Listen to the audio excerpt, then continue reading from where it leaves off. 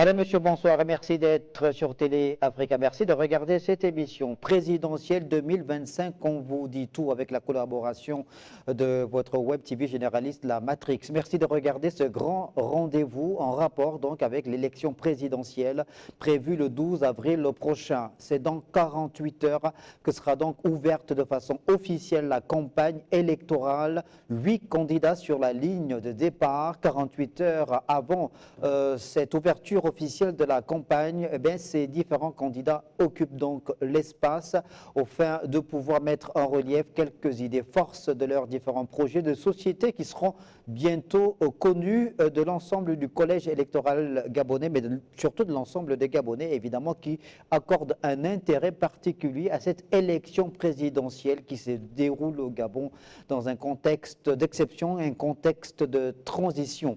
Politique, élection présidentielle inédite, c'est donc le thème principal de cette émission.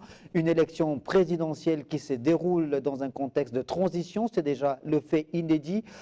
Une élection présidentielle qui ne réunit que 8 candidats, finalement, que 8 candidats, tant les autres élections présidentielles organisées au Gabon depuis 1990 nous ont souvent donné lieu à des chaudes empoignades entre plusieurs candidats. Pour faire le point sur cette forte actualité, je reçois sur le plateau de cette émission présidentielle 2025, on vous dit tout, Jean-Christian Kombila, journaliste, analyste politique. Monsieur Kombila, bonsoir. Bonsoir. Je reçois également Jonathan Tuntumgom, universitaire, docteur en géopolitique et en géostratégie. Monsieur Tuntumgom, bonsoir. Bonsoir. Merci donc à tous les deux d'être une fois de plus au rendez-vous de cette forte actualité en rapport avec l'élection présidentielle prévue le 12 avril prochain. Les 8 candidats sont sur le terrain pour certains, à l'exemple évidemment du candidat Brice Clotaire Oligui Nguema qui était au nord de la capitale gabonaise, dans le premier arrondissement, dans le quartier Okala. Il a été au cœur du principal véhicule qui porte sa candidature, le Rassemblement des bâtisseurs, où il a échangé avec des acteurs politiques afin évidemment de leur expliquer sa vision, les points saillants de son projet de société.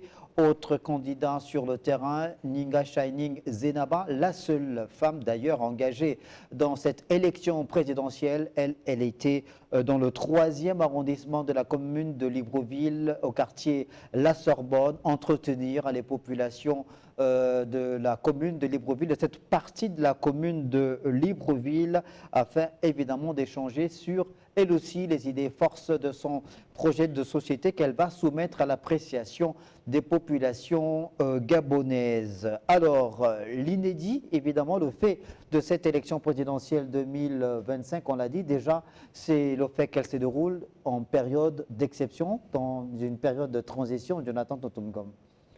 Bon, mais merci pour ce plateau une fois de plus sur l'émission On vous dit tout concernant l'élection présidentielle. C'est vous qui dites que c'est une élection qui se déroule dans un contexte inédit à cause de la transition. Bon, je me dis, l'exceptionnalité relève de ce qu'il y a eu un coup d'État, un coup de libération. Mais le Gabon a déjà connu une élection exceptionnelle. Nous avons connu, lors du décès d'Omar Bongo le 8 juin 2009, s'est ouverte une période de transition. Et cette période de transition a donné lieu à l'organisation d'une élection présidentielle anticipée en août 2009. Et donc, de ce point de vue... Il semble qu'il y a eu remise à plat des institutions. Remise à plat des institutions. Ouais, le 2023, c'est vraiment un fait inédit au regard, déjà vous l'avez vous-même souligné, du fait que l'ancien régime a été déposé par les armes. L'ancien régime a été déposé, mais ce n'est pas la première fois que le Gabon connaît une période de transition. C'est ce que j'ai envie de dire. La première période de transition que nous avons connue a été celle de 2009 à la suite du décès d'Omar Bongo. Et la période de transition qui s'est ouverte avec un passage sans heurts du pouvoir, notamment avec la prestation de serment de Rose Francis Rogombe le 10 juin 2009, alors que tout le monde redoutait des événements incontrôlés à la suite du décès d'Omar Bongo, mais il n'en était rien. Madame Marima-Hélène Boranzo, présidente de la Cour constitutionnelle, à l'époque, avait fait en sorte que les institutions soient respectées avec la prestation de serment de Mme Rose Francine Rogombe, paix à son âme, et l'ouverture d'une période de transition de 30 jours d'abord, de 45 jours d'abord, et puis, compte tenu du cas de force majeure, on est allé jusqu'à 60-90 jours, et finalement l'organisation d'une élection présidentielle tout aussi inédite en août 2009, avec l'avènement au pouvoir d'Ali Bongo Ondimba devant les poids lourds de l'époque, qui étaient Pierre Mamboundou Mamboundou de l'UPG, André Baobam, qui était candidat indépendant. Voilà le caractère inédit que je voulais relever. Et encore plus cette élection, Jean-Christian Combina, du 12 avril prochain, parce que ce sera finalement la première fois que l'élection présidentielle au Gabon va se dérouler dans un contexte, on l'a dit, où les forces de défense et de sécurité sont à la tête du pays depuis plus d'une année maintenant. Oui, mais c'est ça qui donne justement à cette élection et de façon globale à ce contexte sociopolitique qui est le nôtre aujourd'hui un caractère inédit. C'est que la transition politique en voie de finition dans notre pays aujourd'hui diffère de celle de 2009 parce que la transition d'aujourd'hui est une transition militaire. Elle est consécutive au coup de libération qui a eu lieu le 30 août 2023. Et donc,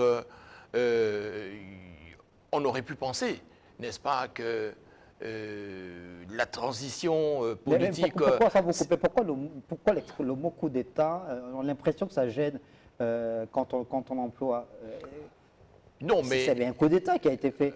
C'est un coup d'État, oui, parce que les militaires ont déposé le régime qui était agonisant et qui était donc en place.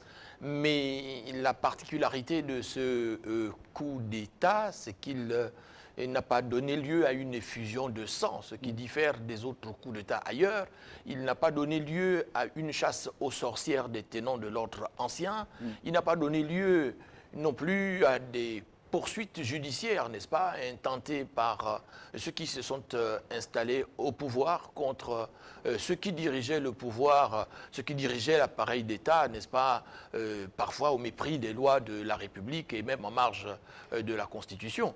Donc, cette élection que nous allons vivre le 12 avril prochain intervient dans un contexte inédit. Inédit parce que le coup d'État ou le coup de libération a plutôt été salué dans la ferveur patriotique par les populations. Il y a eu une forte adhésion, n'est-ce pas, des populations à ce coup de force et on a quand même été étonné d'observer, n'est-ce pas, que les partisans de l'ancien pouvoir n'ont jamais manifesté leur mécontentement. Il n'y a même pas eu une seule voix qui s'est élevée, même lorsque le président qui a été déposé a demandé à ses partisans de faire du bruit. Vous vous souvenez de cette expression « make noise », n'est-ce pas, qui n'a pas du tout été suivie ni par les militants de son ancien parti, ni par ses sympathisants, donc par aucun de ses partisans. Et donc l'élection de cette année intervient dans un contexte là aussi significatif, parce que vous vous souvenez que lors de l'élection de 2023, le contexte qui prévalait à cette époque-là était marqué par, j'allais dire, la fuite en avant de nombreux compatriotes qui partaient à l'étranger, par ceux qui quittaient la capitale pour aller... Le contexte anxiogène qui pesait se réfugier à l'intérieur du pays. Donc il y avait un contexte vraiment anxiogène, comme vous le dites, qui entourait l'élection de 2023. Or, aujourd'hui, n'est-ce pas, il y a une véritable quiétude.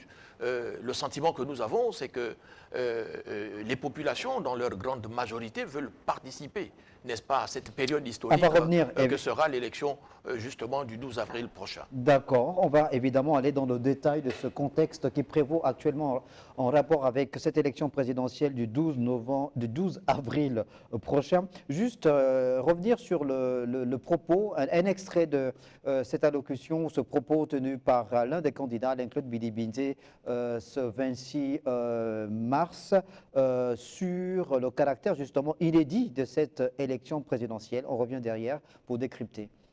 À la question qui est posée à notre pays aujourd'hui. La question, elle est simple. Il ne s'agit pas uniquement de choisir celui d'entre les Gabonaises et les Gabonais qui doit conduire au destin de la nation pour les 7 prochaines années. Il s'agit en réalité d'un choix profond, d'un choix de société, d'un choix qui pose une question fondamentale.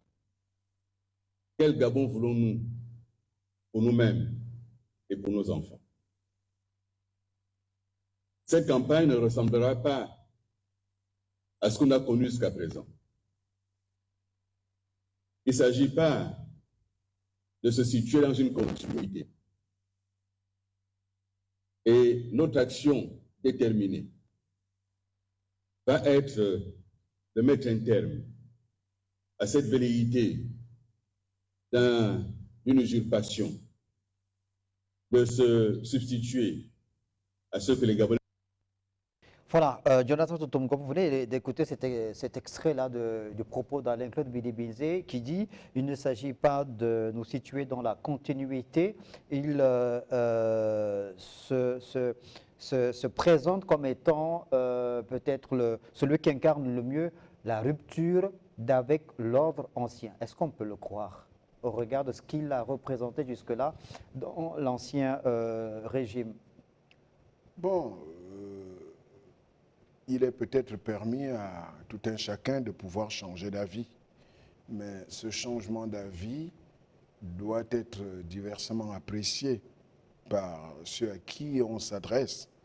Et je pense qu'Alain-Claude Billy-Bilzé s'adresse ici aux Gabonais, à qui il propose une certaine rupture. Mais il faut donc se poser la question si, aujourd'hui, les Gabonais peuvent croire en Alain-Claude Billy-Bilzé dans sa proposition de rupture. Je pense que jusque-là, moi je l'avais déjà dit, c'est que Alain-Claude a un problème du message et du messager. Son message peut être audible, mais le messager, l'image du messager a l'air de ne pas passer auprès de l'opinion, si tant est que les souvenirs sont encore saillants, les souvenirs sont encore frais, et du coup, les Gabonais restent dubitatifs afin de savoir si effectivement Alain-Claude Billy-Bilzé est quelqu'un qui peut incarner aujourd'hui la rupture. Je pense que la période est encore très courte. Peut-être qu'on attendra de le voir dans les actes qu'il posera ou dans le discours qu'il donnera tout au long de sa campagne, les axes de son projet de société, les détails de son projet de gouvernement. Mais en toute âme et conscience, je pense que, très honnêtement, à entendre les Gabonais, ce n'est pas un jugement de valeur que je porte en le disant. Je n'insulte personne, je ne désavoue personne, mais je reconnais en interrogeant les Gabonais que M. Alain-Claude Billy-Bilzé a encore du chemin à faire pour pouvoir être cru, pour pouvoir passer dans l'opinion comme quelqu'un qui pourrait incarner la rupture d'avec l'ancien régime. Alors, dans ce contexte-là, Jean-Christian Kabila, Alain-Claude Billy-Bilzé, Stéphane Germain Lokobusengi, Brice Clotaire Oligui Nguema sont présentés comme étant des candidats qui ont eu à collaborer avec l'ancien régime ou qui ont été dans l'ancien régime. Alain-Claude Billy-Bilzé présente d'ailleurs Brice Clotaire Oligui Nguema comme étant un enfant du palais, parce que au regard des fonctions qu'il a occupées dans la garde républicaine, Stéphane Germain Lokobusengi a été conseiller porte-parole, conseiller du distingué camarade président Ali Bongo, donc président du PDG et porte-parole du Parti démocratique gabonais, donc à un poste assez important dans la structure d'un ancien parti au pouvoir. Alain-Claude Bilibide lui-même a été un haut cadre, haut dignitaire du PDG jusqu'à occuper les fonctions de Premier ministre de la République, porte-parole d'Ali Bongo Ondimba, notamment lors de la présidentielle de 2016. Est-ce que ce discours qui est mis en relief, c'est pour créer la confusion, le flou?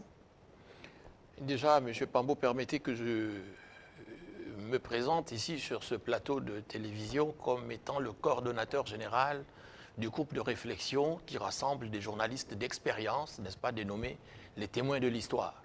Et en tant que témoin de l'histoire, je salue justement le fait que M. Bilié-Bizé et M. Iloko Stéphane soient candidats à cette élection présidentielle.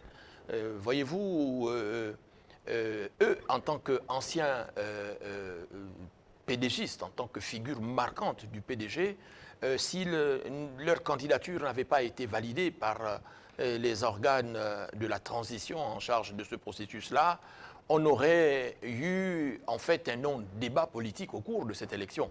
Parce qu'il faut le reconnaître, le bilan, n'est-ce pas, du régime déchu est ici symbolisé, n'est-ce pas, par M. Alain-Claude Bilié-Bizé et M. Iloko Bouchengi Stéphane, qui jusqu'à une date récente cheminaient ensemble, n'est-ce pas, dans la perspective de cette élection-là.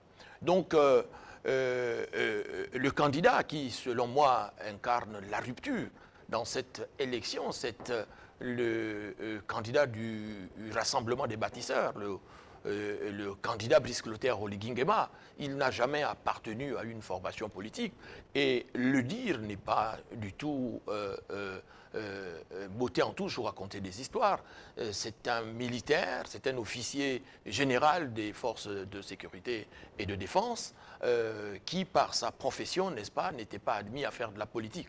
Et donc, est-ce que pour avoir été aide de camp, c'est comme ça qu'il est présenté par ses adversaires politiques, est-ce que le fait d'avoir été aide de camp du feu président Omar Bongo Ondimba fait de lui un homme du système, ayant été un rouage essentiel dans le système? Un rouage essentiel dans le système, je dirais non. Il était aide de camp du président Omar Bongo Ondimba. Il a ensuite été envoyé comme attaché militaire de défense au Sénégal. Il est revenu comme commandant en chef de la garde républicaine, mais ça ne fait pas de lui un acteur politique. C'est un officier général qui était au service de l'État, au service des institutions de l'État. Maintenant, aujourd'hui, il a été avec ses frères d'armes, n'est-ce pas, à l'origine du coup de force qui s'est déroulé en 2023. Aujourd'hui, il est président de la transition, mais candidat déclaré à l'élection présidentielle. Il a face à lui l'ancien Premier ministre d'Ali Bongo Ondimba, son ancien porte-parole et ancien ministre des Affaires étrangères. Et puis, il a également en face de lui l'ancien porte-parole du PDG, n'est-ce pas, même si aujourd'hui, il ne se présente pas à cette élection sous la bannière de l'ancien parti unique, mais il symbolise, n'est-ce pas, l'existence de ce parti-là. Donc, eux ne peuvent pas revendiquer, n'est-ce pas, le droit à la rupture, mais bien que nous soyons dans un pays de liberté d'expression acquise constitutionnellement, le candidat de la rupture ici, c'est le général Brice Clotaire Oligui Nguema, bien qu'il pratique l'inclusivité et qu'au sein de son gouvernement, il y a 5 PDGistes qui y figurent, mais celui qui doit parler de la rupture, ce n'est pas du tout Alain-Claude Bilié-Bizé, bien au contraire. Le fait que M. Bouchengi, Iloko Bouchengi Stéphane et lui, son candidat, n'est-ce pas, donne là la possibilité d'avoir un vrai débat sur à la fois ce qui a été fait avant sous Ali Bongo Ondimba et dont pourquoi ils sont et pour lequel ils sont comptables, n'est-ce pas?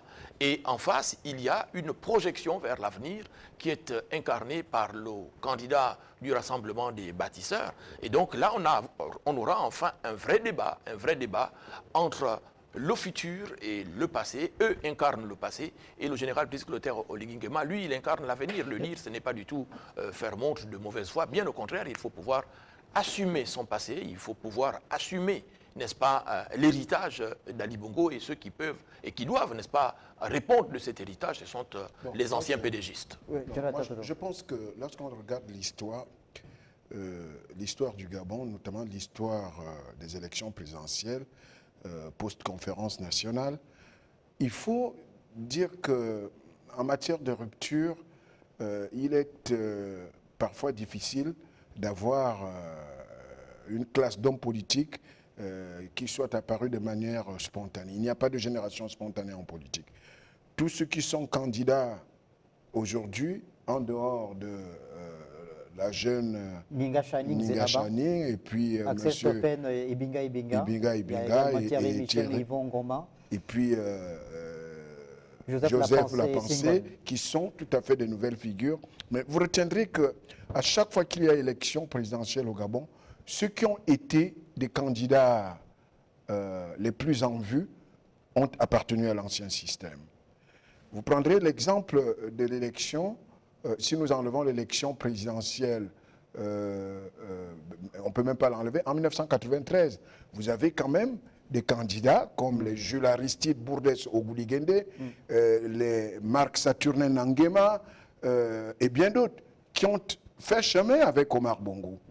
Si vous prenez l'élection présidentielle de 1998, en dehors de Pierre Mamboundou, mais vous avez aussi, et Paul Babessolo en 98, vous avez aussi des gens qui ont appartenu à l'ancien régime. Si vous prenez 2005, bon, les deux candidats majeurs ont été Omar Bongo et Pierre Mamboundou, mais dès que vous amorcez la période de transition, la première période de transition en 2009, vous avez quand même deux candidats majeurs, mais qui sortent de l'écurie du Parti démocratique gabonais. Il y a d'un côté Ali Bongo, qui a gardé l'étiquette de pédégiste, il y a de l'autre côté André Mbaobam, et puis avant que le fait consensuel ne soit établi, il y avait Jean Yégendon, il y avait Casimir Oyemba, il y avait quasiment 3-4 hiérarques du PDG qui devaient se présenter à cette élection. Il y avait même eu Christian Bitouga, Daniel Onaondo, qui était candidat à la candidature. Donc, de ce point de vue, dès que vous quittez en 2016, après 2009, c'est quand même Jean Ping qui a été président de la Commission de l'Union africaine, qui a été président du Conseil de sécurité des Nations Unies. Tout cela grâce à l'appareil qu'a créé Omar Bongo, le PDG. Oui, mais quand on revient, donc, Jonathan Totungom, quand on revient à la marge de manœuvre justement de ces candidats, la responsabilité dans la gestion des affaires de l'État, quelle était la marge de manœuvre, la responsabilité du candidat Brice Clotaire Oligui Nguema comparativement à celle d'Alain-Claude Bilimizé, par exemple? Je n'étais pas encore arrivé à ce niveau. Je voulais vous montrer qu'en dehors de l'élection que nous aurons dans quelques jours ou dans quelques semaines, la plupart des élections, sur le plan historique, on a toujours vu des gens qui appartenaient à l'ancien système, mais qui se sont dressés contre ce système-là. Mais ce qu'il faut dire, c'est que si nous prenons le domaine de la technologie, il n'y a que celui qui a contribué à la fabrication d'une machine qui soit capable de la démonter. Si vous faites partie du problème, vous faites partie de la solution, avec coutume de dire André Mbaobam. Et même le président Oligui l'a dit, c'est que si, pour défaire un système, il faut avoir appartenu au système. C'est le président Oligui qui l'a dit. Donc, de ce point de vue, je pense que la rupture tant recherchée n'est pas tout à fait très utile pour le Gabon, en ce que nous n'allons pas créer une nouvelle génération d'hommes politiques.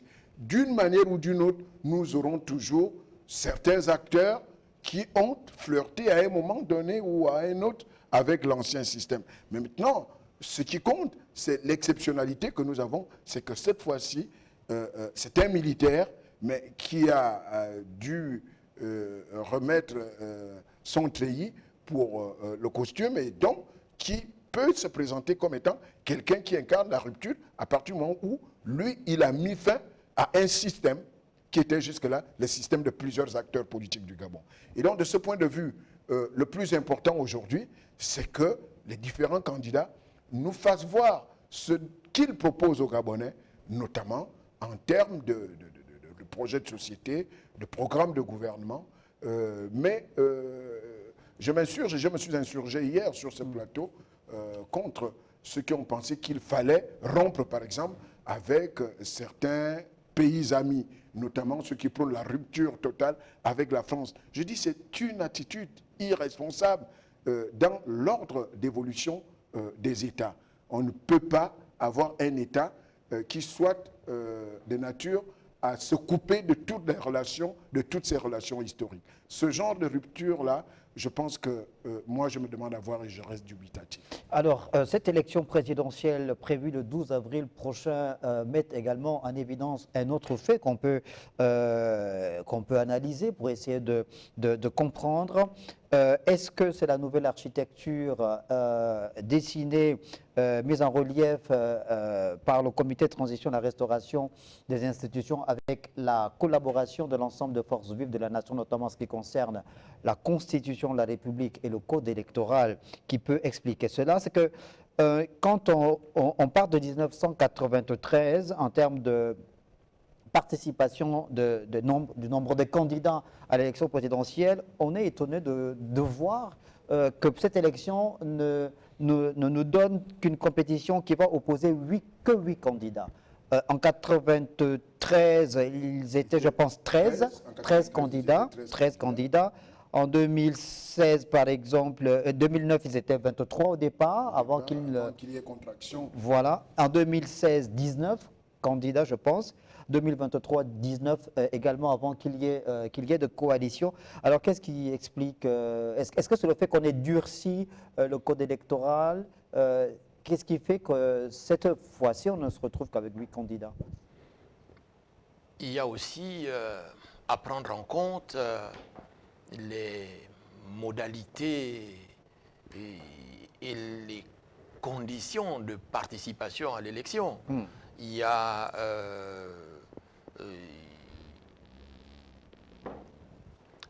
des frais qui sont exigés, n'est-ce pas, dont le montant aujourd'hui, la caution, participative s'élève aujourd'hui à 30 millions de francs.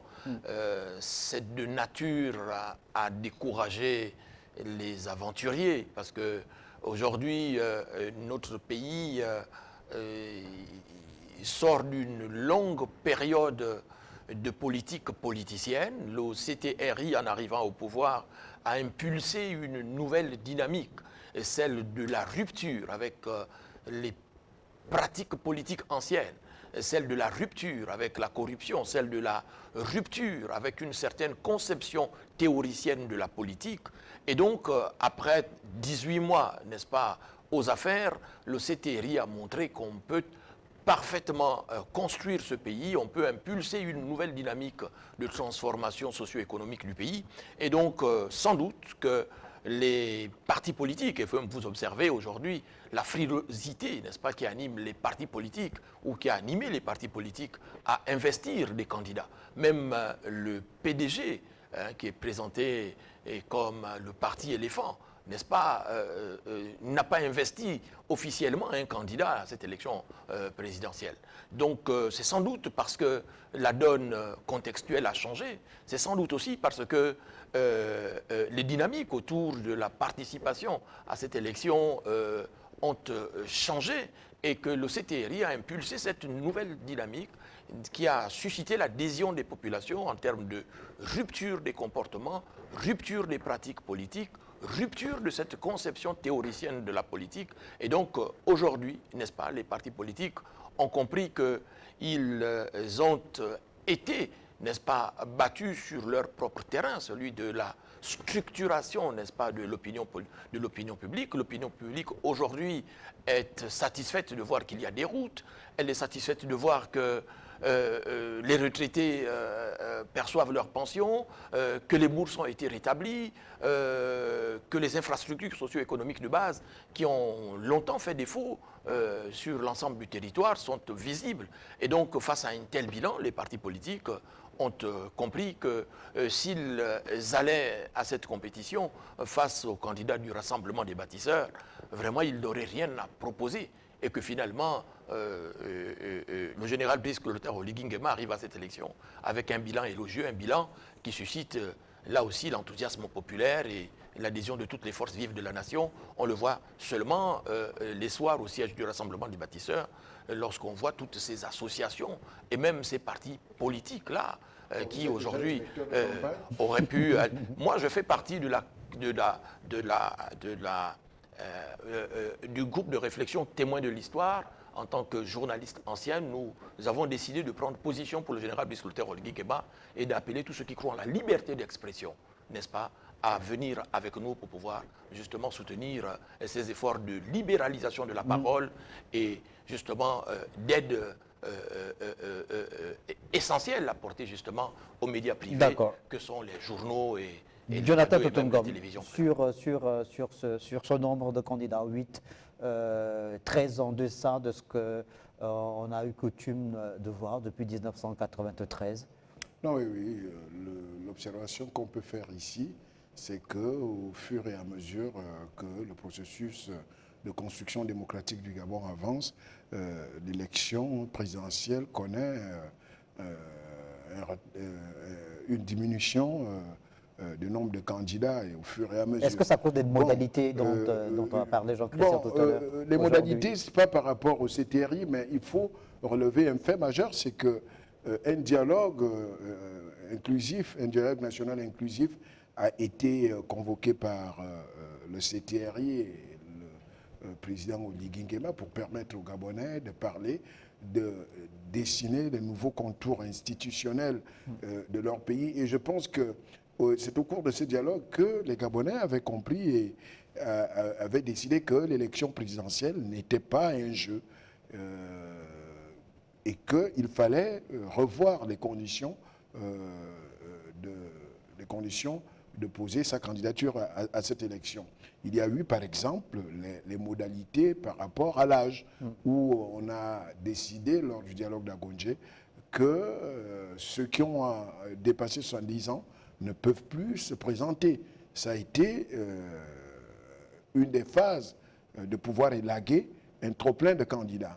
Mais en même temps, il y a eu d'autres conditionnalités, qu'il fallait être marié, qu'il fallait être gabonais issus des parents eux-mêmes gabonais à leur tour. Et donc, de ce point de vue, je pense que là aussi, ça a participé. Ce sont des verrous qu'on a mis. Ce sont des verrous qu'on a mis. Et toute élection présidentielle dans chaque pays a ce genre de verrous, a ce genre de conditions. Mais aussi, le fait relevé par Jean-Christian tout à l'heure, c'est le montant qu'il faut débourser pour pouvoir participer à cette élection. Parce qu'il va quand même falloir réfléchir par deux fois avant d'engager ces 30 millions de francs CFA, si tant est qu'on les a dans un compte. Donc, de ce point de vue, je pense que ces conditions exigées par la Constitution et le nouveau code électoral ont fait en sorte qu'il y ait de plus en plus des Gabonais qui hésitent à pouvoir se présenter à cette élection. Mais il y a aussi le fait que les partis politiques, à un moment donné,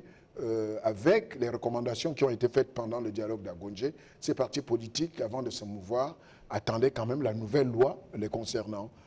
Et donc personne n'a osé jusque-là repartir sur le terrain parce qu'on ne savait pas s'ils allaient disparaître ou pas. Rien qu'avec la condition de pouvoir atteindre 18 000 militants, ça a beaucoup freiné un certain nombre de partis politiques à pouvoir se mouvoir sur le terrain. Mais il y a aussi le fait que l'offre politique a beaucoup joué au niveau des partis politiques. Parce que la plupart des partis politiques, surtout du côté de l'opposition, la seule offre politique que ces partis politiques brandissaient, c'était le départ des Bongo.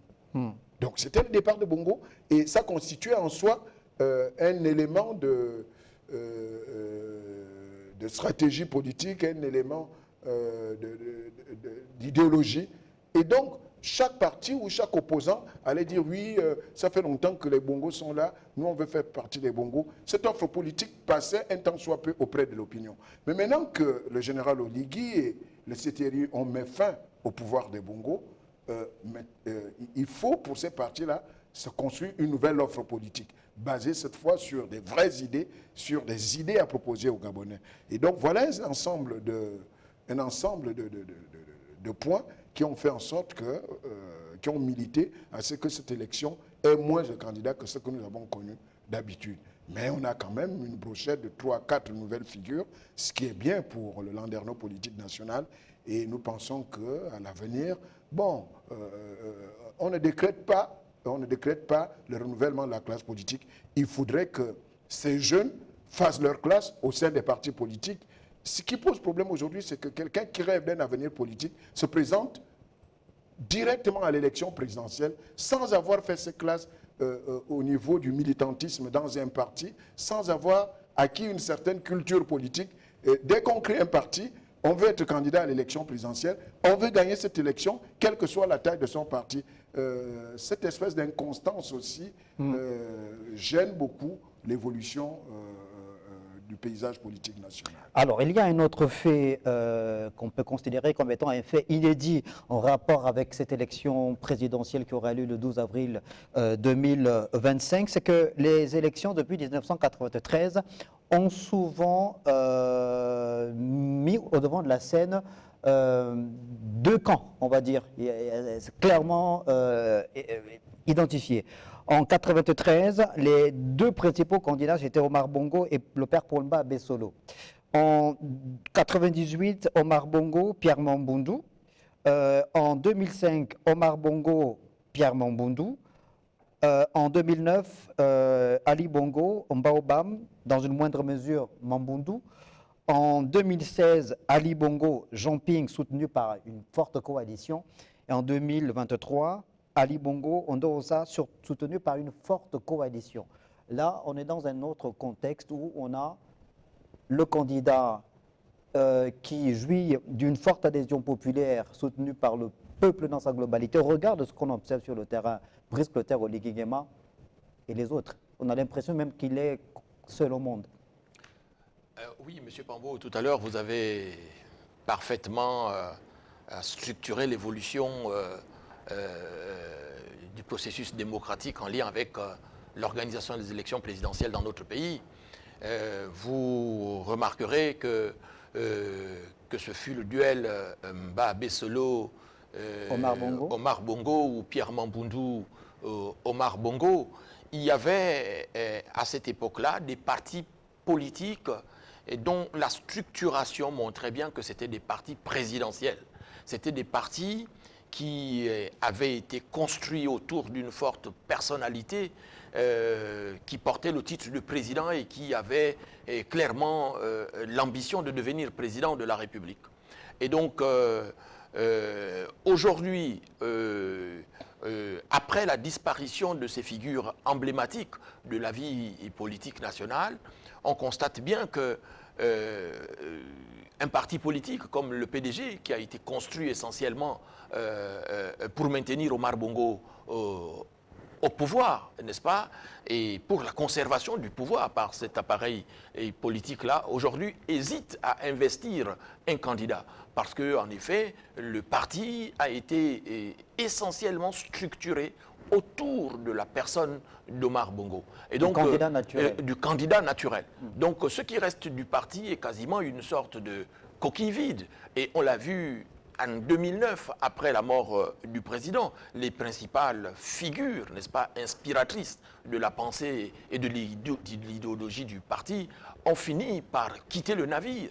Et le navire n'est devenu en fait qu'une simple coquille vide, n'est-ce pas, une sorte de fonds de commerce. Et on le voit aujourd'hui, le parti ne peut pas investir un candidat à l'élection présidentielle. Et donc le parti, après la mort d'Omar Bongo, a vécu un cycle de démission en cascade, n'est-ce pas, au fur et à mesure que l'on avançait dans le temps. Donc aujourd'hui, ce que l'on observe, c'est que les partis politiques structurés autour d'une forte personnalité n'ont quasiment plus droit de cité dans notre pays. Et vous verrez que même en 2023, le candidat Ondo Ossa lui-même n'était pas issu d'un appareil politique. Et donc, l'auréole personnelle de ce candidat était telle que les partis politiques qui n'avaient pas de personnalité politique véritablement emblématique, n'est-ce pas, ont été presque contraintes de l'investir. Et donc, cette année, aujourd'hui, en 2025, on assiste là aussi à la disparition pratiquement des partis politiques. Et c'est donc, vous verrez que le général Oligui Nguema n'a pas de parti politique. Didier Bizet, bien que PDGiste Bontin ne se présente pas sous la bannière du parti politique, du PDG. Mais il n'y est plus dans le PDG. Il a même démissionné du PDG. Stéphanie Loco n'est plus non plus représentatif d'un parti politique. Donc, en fait, aujourd'hui, l'élection présidentielle est pratiquement structurée autour de la société civile. Et donc, on a, et d'ailleurs, l'une des résolutions fortes de du dernier dialogue national inclusif a été, n'est-ce pas, de faire de la société civile, n'est-ce pas, une actrice majeure désormais de la vie politique et du processus démocratique et Jonathan dans notre pays. Toutoumkom, alors dans cette configuration-là, qu'est-ce qui peut expliquer justement qu'on se retrouve dans ce contexte, dans cette configuration où Brice Clotaire Oligui Nguema semble être celui qui fait finalement l'unanimité quasiment auprès des populations? Est-ce que c'est le fait qu'il soit le président de la transition, porté par ses frères d'armes à la tête du comité pour la transition, la restauration des institutions, ayant fait le coup d'État, le coup de libération? Non, je pense que cette seule raison ne suffit pas. Il y a Jean-Christian qui a dit des choses intéressantes au sujet de Brice Clotaire Oligui Nguema. Ce n'est pas le seul fait qu'il soit militaire porté par ses frères d'armes. Sinon, on a vu des leaders politiques arriver au pouvoir par coup d'État et qui ont été chahutés par leur peuple. Donc, de ce point de vue, je pense que ce qui milite en faveur de Brice Clotaire Oligui Nguema, c'est d'abord l'adhésion populaire. C'est-à-dire, le peuple avait, disons, rêvait d'un Messie qui devait mettre un terme au pouvoir PDG, comme on dit trivialement, au pouvoir Bongo PDG. Donc, de ce point de vue, je pense qu'en prenant le risque dans sa vie, à travers ce qu'ils ont appelé un coup de libération, Brice Clotaire Oligui Nguema est entré définitivement dans le cœur des Gabonais. Et je vous l'avais dit hier, c'est que quand on prend la responsabilité de perpétrer un coup d'État, vous avez 3 destinations, sinon 4. La première destination, vous avez réussi votre coup d'État, vous êtes au pouvoir, comme il est en ce moment. La deuxième destination, vous avez manqué votre coup d'État. Vous pouvez fuir pour aller en exil. Mais la troisième destination, c'est qu'on vous attrape, vous êtes en prison. Et la pire des destinations, c'est être 2,50 m sous terre, parce que vous avez raté un coup d'État. Donc, il va falloir réfléchir par 2 fois lorsqu'on veut perpétrer un coup d'État. Et lui, ce risque-là, il l'a pris au péril de sa vie, au péril de la vie de ses frères d'armes qui l'ont accompagné, au péril même de la vie de sa famille. Et donc, de ce point de vue, les Gabonais restent reconnaissants. Et les Gabonais, quel que soit le cas, avec ou sans projet de société, doivent accorder à Brice Oligui Nguema cette prime, ce que j'appelle prime de risque, parce que c'est un véritable risque qu'il a pris. Donc, il est entré dans le cœur des Gabonais. Mais en plus, doublé de cela, c'est qu'il ne s'est pas contenté de diriger la transition en ne restaurant que les institutions ou en tentant de restaurer les institutions. Il a trouvé un pays en lambeaux, un pays difficile sur le plan socio-économique, et en 18 mois, il a montré des velléités de quelqu'un qui veut bien faire. On circule relativement mieux à Libreville aujourd'hui grâce à la réfection des voies secondaires. À l'intérieur du pays, les chantiers sont visibles partout au Gabon, et je pense que les Gabonais sont reconnaissants de cela. Et c'est ce qui a douché aussi les partis politiques. Pour revenir aux partis politiques, il faut dire qu'au Gabon, comme Jean-Christian l'a dit, les partis politiques sont consubstantiels à leurs leaders. Les partis s'arriment à leurs leaders. Et les partis politiques survivent difficilement à la disparition de leurs leaders. Vous avez le RNB, qui a été un parti puissant de l'opposition. Mais le fait que Paul Mbabessolo se soit retiré de la vie politique, ce parti est entré dans un sommeil. Depuis le RPG. Depuis le RPG. Vous avez le PGP, le Parti Gabonais du Progrès, de Maître Agonjo. Depuis que Maître Agonjo, malheureusement, nous a quittés, le PGP n'existe que de nom. Vous avez un certain nombre de partis. Et l'exemple, et l'UPG de Pierre Mamboundou aujourd'hui, c'est même scindé en deux. une Non, aile mais des en membres. 4-5 même, En 4-5 factions. Ben, vous avez le cas du PDG. C'est vrai que le PDG, c'est un parti de conservation du pouvoir, comme l'a dit Jean-Christian. Ce parti n'a pas été créé pour aller à la conquête du pouvoir. C'est un parti qui a été créé alors que les principaux leaders, notamment un d'eux, Omar Bongo, étaient déjà au pouvoir. Donc c'est un parti qui a développé les stratégies de conservation du pouvoir et non les stratégies de conquête du pouvoir. Et malgré le fait que Ali Bongo soit venu à la tête à la suite de son élection en 2009, mais on a quand même senti que le PDG manquait déjà de l'âme, que l'âme d'Omar Bongo manquait à ce parti. Et progressivement aujourd'hui, le PDG, qui plus encore, a perdu le pouvoir. Donc de ce point de vue, ces partis, et dont l'offre politique pour les partis d'opposition était le départ des Bongo, ces partis ont eu du mal à exister durant cette période de transition. Et donc, c'est ce qui donne l'image d'un Brice Clotaire Oligui Nguema qui navigue seul dans le fleuve politique du Gabon. Et je pense que cela sera confirmé le 12 avril prochain par son élection. Mais maintenant, il faudrait que cette élection soit propre.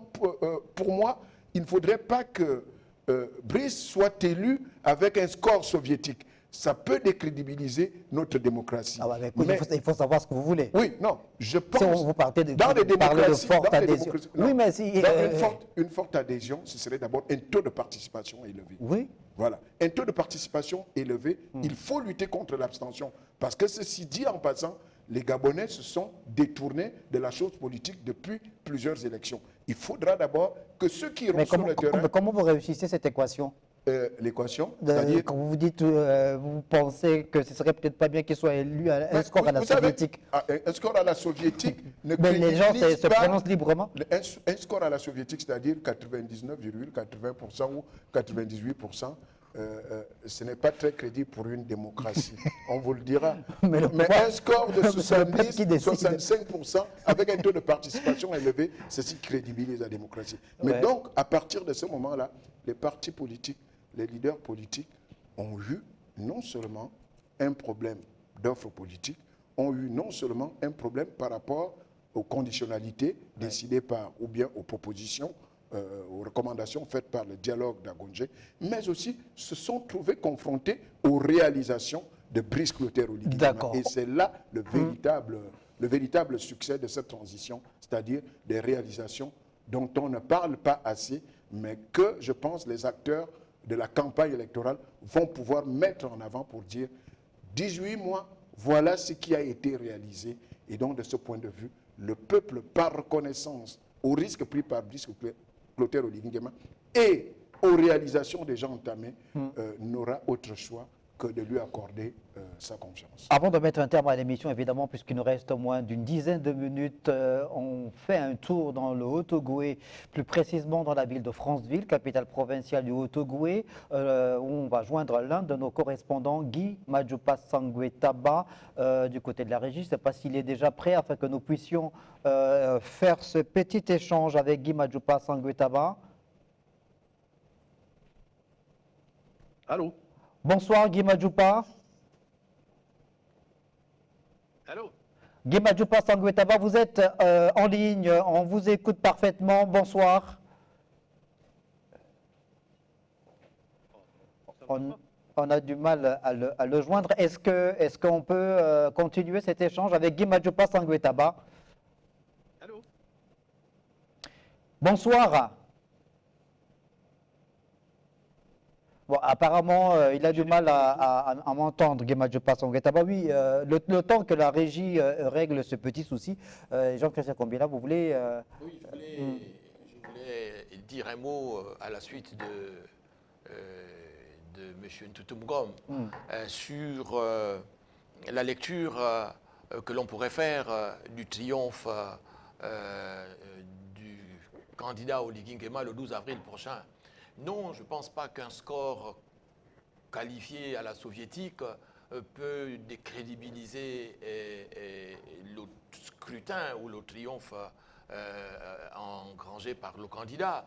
On a vu que même dans les grandes démocraties, lorsque l'heure est grave, les forces vives se rassemblent cette fois les partis politiques, les associations et tout le peuple, n'est-ce pas, pour pouvoir élire de façon tout à fait éloquente le candidat. On l'a vu en France en 1900, il me semble, en 1995, lorsque le président Jacques Chirac devait affronter au second tour de l'élection présidentielle Jean-Marie Le Pen. C'est un cas exceptionnel. Le contexte était inédit en France, car pour la Tout le première monde fois, craignait Jean-Marie l'extrême droite.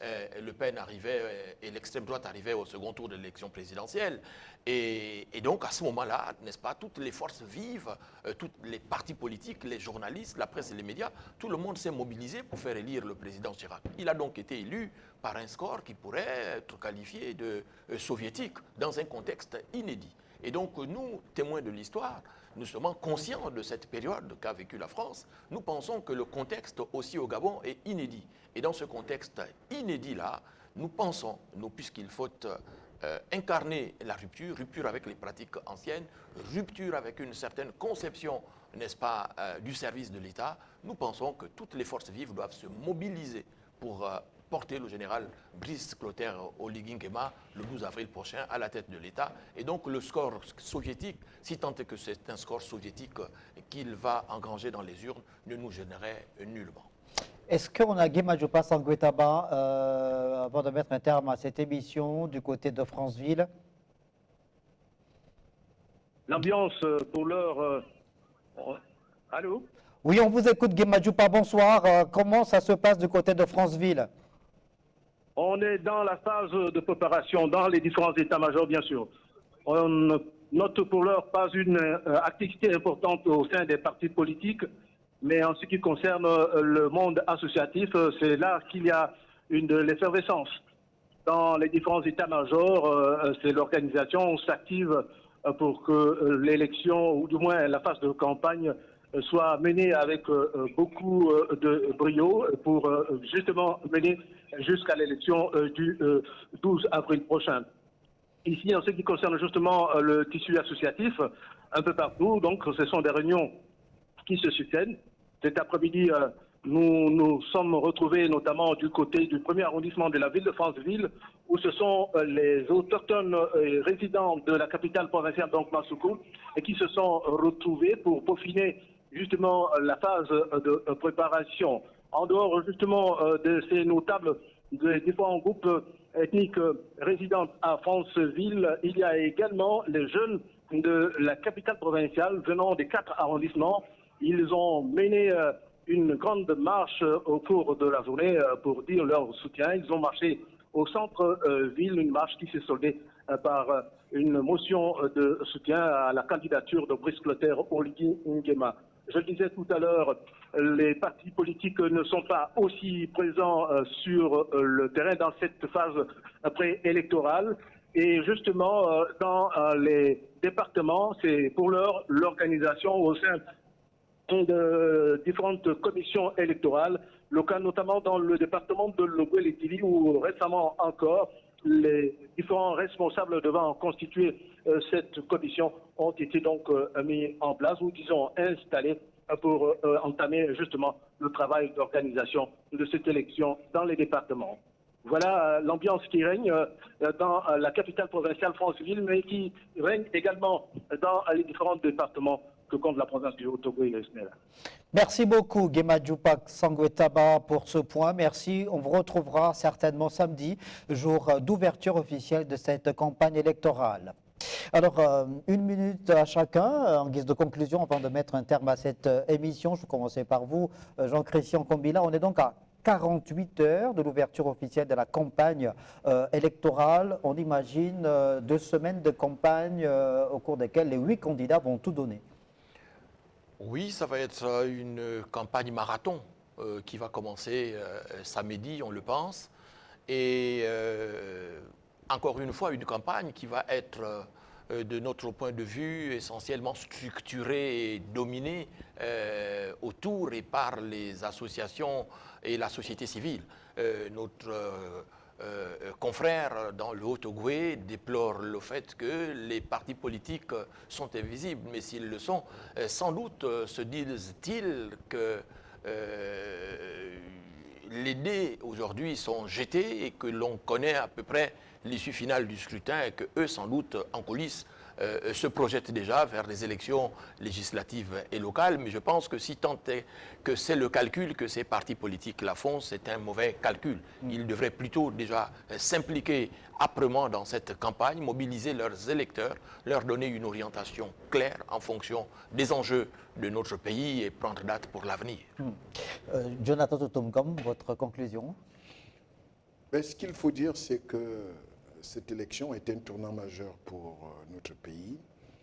Il faut que les Gabonais s'impliquent davantage dans le scrutin qui sera organisé le 12 avril prochain. J'ai entendu les sons de cloche de certains acteurs qui appellent au boycott des élections. Je réaffirme ici pour dire que le boycott politique n'est pas une attitude responsable. Il faudrait que les Gabonais s'impliquent dans la prise de décision de l'avenir de leur pays à travers le bulletin de vote. Et donc, de ce point de vue, moi, j'invite les Gabonais à se rendre massivement aux urnes, tout en écoutant les différents candidats, en jugeant leur projet de société, leur programme de gouvernement, mais surtout en pensant à celui qui a fait en sorte qu'il y ait l'espoir. Et l'espoir a été recréé par Brice Clotaire Oligui Nguema. Et de ce point de vue, tout le monde est unanime là-dessus. Il faut lui accorder cette prime de risque qu'il a eu à prendre. Merci Jonathan Totomgom pour votre conclusion. Merci également à vous, Jean-Christian Kombila, d'être passé sur le plateau de cette émission présidentielle 2025. On vous dit tout, ce sera avec le même plaisir évidemment qu'on vous retrouvera peut-être demain ou samedi pour l'ouverture officielle de cette campagne électorale. Merci de nous avoir regardé. Bonne suite des programmes.